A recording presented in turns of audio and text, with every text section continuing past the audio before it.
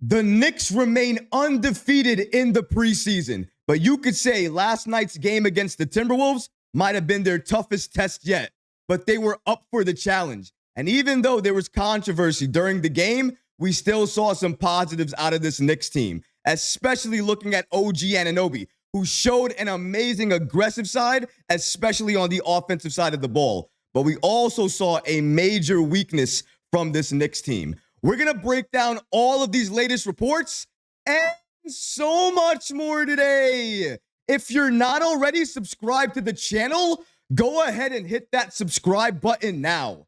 And make sure you have notifications turned on so you don't miss a second of the new content. And now, let's get started. OG Anunoby shocks everyone with his aggressiveness on the offensive side of the ball. We saw a completely different OG Anunoby last night. I'm not saying we never saw an aggressive side from him on the offensive side of the ball before. We did. But the last time I remember seeing that was maybe in the playoffs against the Pacers. Besides that, I really have never seen this side from OG Anunoby. But against the Timberwolves, I don't know what happened. Something clicked. The team was finding him, and he was being aggressive with his shot. He was looking for his shot, and his mid-range jumper looks extremely smooth. The Knicks must find him more inside, because if they do, that's going to mean good things for their offense. Defenders are going to have to collapse on him, and that means Jalen Brunson and any of your other guards who like to create and penetrate inside are going to have more success because OG Anunoby is in there with them. It's unfortunate that this Donte DiVincenzo controversy had to happen during last night's game because honestly, besides that, the game was very good. It was extremely competitive. We saw some great things from the Knicks. We saw a lot of things that need work, but it was a game that pushed the Knicks in ways that we haven't seen before. And that's because the Timberwolves are the best team that the Knicks have played thus far. And it showed, especially the way the Knicks guarded Anthony Edwards. A little bit more on that later on. But as of right now, the main thing that's important is that the Knicks won this game and we are still undefeated in the preseason. As you can see there, our captain and Jalen Brunson doing a little dance after he hits a big three. The Knicks win this game against the Timberwolves in the preseason, 115 to 110. Our All-Stars did what they needed to do, albeit I thought that Jalen Brunson could have been a little bit more efficient, but the last person I'm worried about on this team is Brunson. And the second person I'm not worried about at all on this team is Karl-Anthony Towns. Let's talk about exactly what they did last night. Jalen Brunson, in his third preseason game, 24 points in 24 minutes, 6 of 13 from the field, 11 of 13 from the free throw line, still efficient from there. And he finishes with 6 assists. And then you have Karl-Anthony Towns taking on his former team. He gave you 16 points, 16 rebounds, 3 steals, and 2 threes as well, too.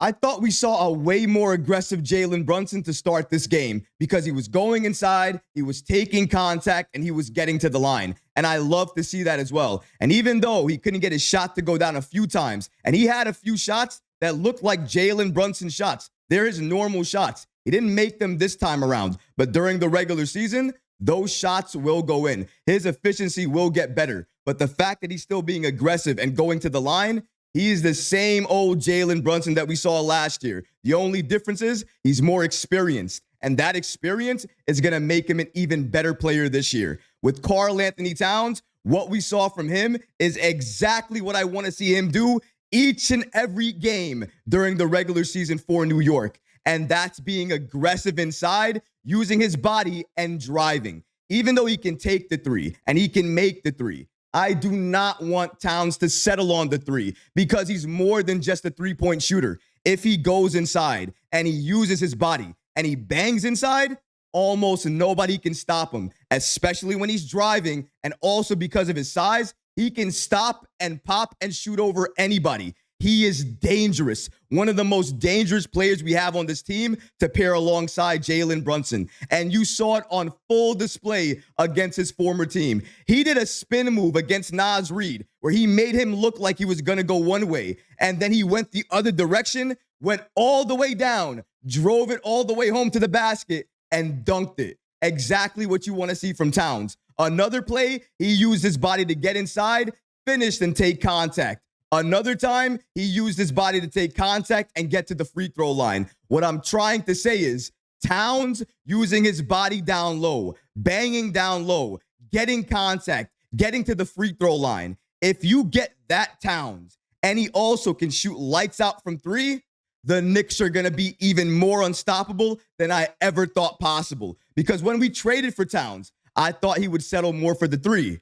But what we've been seeing during these preseason games is he's not really doing that. Not as much. He's going down low, he's driving inside, and he's using his body.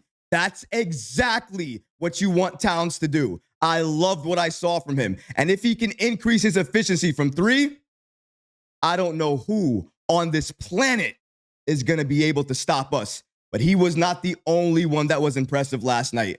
The one that impressed me the most, and we're likely going to spend a lot of time talking about, is OG Anunoby. And surprisingly, we're not going to spend that much time talking about his defense because that's not what was on full display last night. What was on full display was his aggressive new offensive game, and I am absolutely in love with it. Here was OG Anunoby's stat line as the Knicks beat Minnesota 115-110. He had 19 points. 14 of those points were scored in the first quarter. 6 of 13 from the field. 3 of 8 from 3. 6 rebounds and 2 steals. He was doing everything you wanted him to do. He was playing a little bit of defense. He was rebounding the ball. He was even playmaking as well, too. But the offensive side of the ball, that explosion was the best thing we saw out of OG. He was being aggressive. He was looking for his shot. He was shooting the mid-range beautifully. He was open from the corners, and he was making those shots. He wasn't hesitating. He wasn't trying to drive to the basket, and he wasn't trying to give up the ball. He was looking for his shot. And if you're in the corner and you're open, you need to take those shots. I don't care if you miss them. I don't care if they don't go in. You need to be a threat from there. Other defenders need to think that you're going to shoot the ball so that way they collapse on you. Because if they do that, then you can pass the ball to an open JB, a cutting Josh Hart, an open Karl-Anthony Towns. And what does that do for the Knicks? It gives us an advantage, and it causes destruction from our end to the opposing team. And that's what you want to do.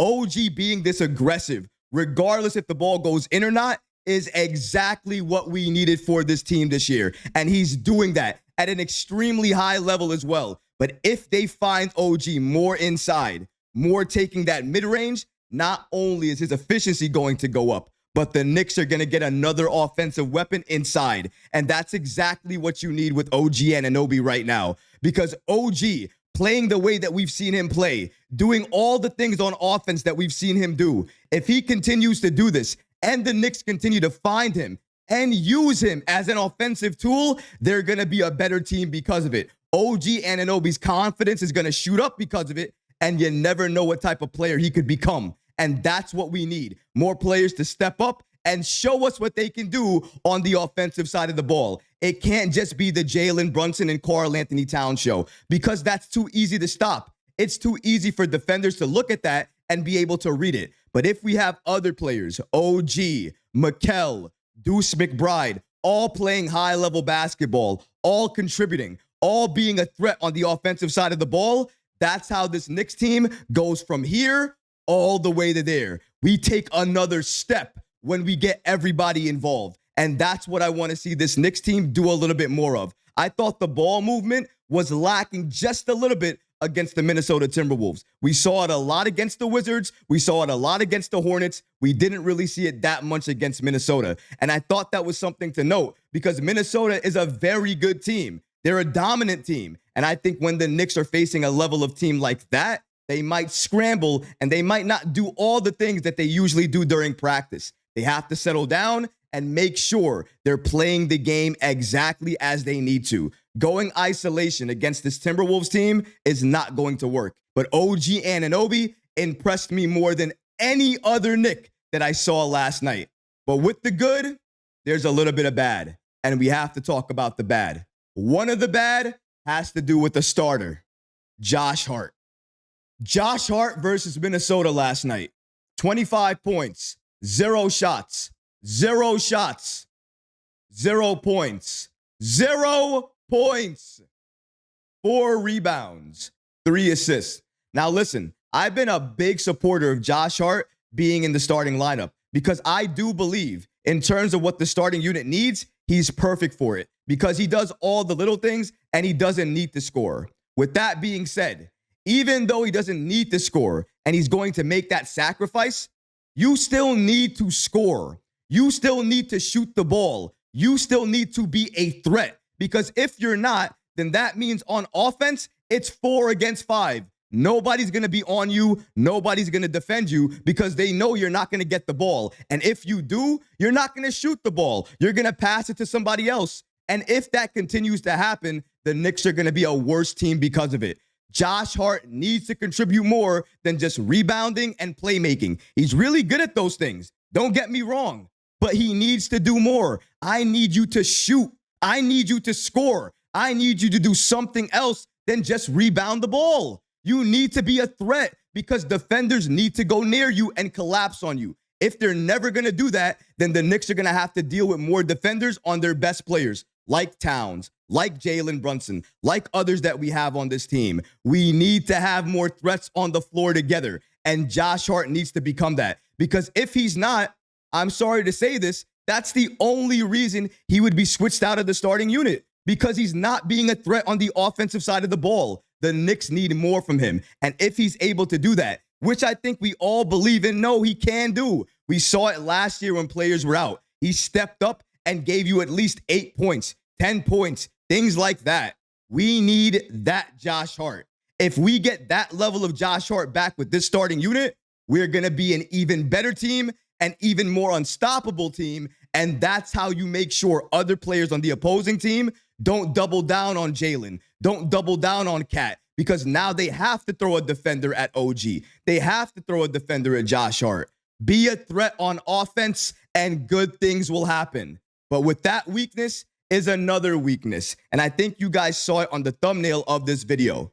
It's the three-point defense. Really, it's the way we're closing out on defenders. Because when we're closing out, we're not doing it quick enough. We're allowing too much space. And that way, the opposing player just has an open look at the basket. We can't allow that to continue happening. And this is not the first time we saw it against Minnesota. We saw it a number of times against the Washington Wizards. We also saw it against the Hornets. I am a guy of patterns. I don't just call something out if I see it one time or 2 times. If I see it consistently each and every game, I'm going to say something about it. Our three-point defense has been questionable each and every game, and it's gotten better a little bit as the game progresses. I think last night during that third quarter, our three-point defense got a little bit better. But look at Anthony Edwards. Look at his stat line. Look at what he was doing from 3. He was destroying us, killing us. He was doing it against Mikal Bridges, against OG Anunoby, against anybody that we threw at him, because he just had the green light. He was feeling it. And honestly, when Ant-Man's on fire like that, it's hard to stop him. He's a great player for a reason, and that was on full display last night. But he wasn't the only one getting open looks. And every time they were passing the ball and getting it to the corner and somebody was open, and then you saw a Knick player look and not run back to him, or look and then waited a few seconds and then ran to him. It was just like a delayed response, and we can't have those reactions right now. We are a championship team. Our three-point defense needs to be cleaned up. I think that's the biggest knock of our entire defense. You can praise almost everything else that we do, especially the way we play and defend the passing lanes. But the way we're defending the 3, especially the corner 3, it's not good. It's questionable, and it has me concerned because I've seen this now for 3 games. And if it continues, it's going to continue to worry me. The only way we can address this is if Tom Thibodeau switches more and he communicates that with his players. And then the Knicks as a team go out there, they execute, but more than anything, they're talking, they're communicating, they're saying what they need to do on defense. I don't think I saw a lot of that yesterday when they were playing Minnesota. I heard a lot of sneakers squeaking, but I didn't hear much else. And that is important for a team looking to win a championship. Communication is key, not only on offense, but on defense as well, too. And it has to be more than just 2 people. Everybody has to be involved. Everybody has to communicate. It's something that we need to clean up Because if we allow that against the Timberwolves, against Boston, against these elite three-point shooting teams, we are going to get blown off the floor because some teams don't miss when you give them a lot of room and an open look. We cannot allow this to continue. Two major weaknesses again. Josh Hart and his offensive game and the Knicks and their three-point shooting. They need to clean this up. If we do that, we're going to have a lot less to worry about come the postseason. But if it's something that we don't address or we can't fix, it's going to hurt us each and every single night that we're out there on the floor. New York must clean this up, and it's up to Tom Thibodeau to get them locked in, focused, and ensuring that they do it. But what about you guys? What did you think about last night's game against the Timberwolves? Who are you most impressed by? For me, it was OG Anunoby because he showed us an aggressive side that we never saw from him before. But what about you guys? Let me know who you thought was the best player last night for the Knicks because honestly, I would love to hear from you. But that's going to do it for this episode. I hope you enjoyed it. And if you did, go ahead and smash that like button, leave a comment below. And of course, guys, please subscribe to the channel. Until next time, Knick fans. Peace.